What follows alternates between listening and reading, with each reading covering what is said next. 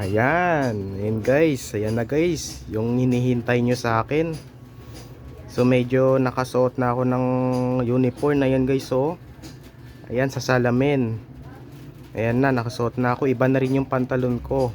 At saka ito na rin yung uniform ko. At saka may ano na rin ako dito, may tag.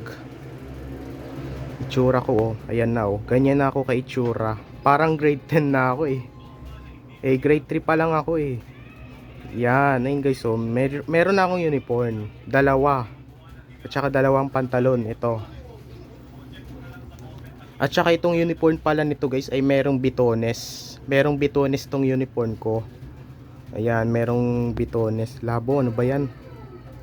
Ano, itsura ko.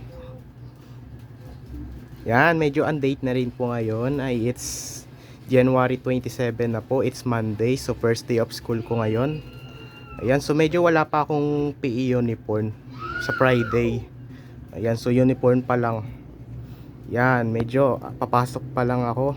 Yan, ang magsusundo ulit sa akin si Tironalyn, maghahatid sa school. Yan, i-upload na natin.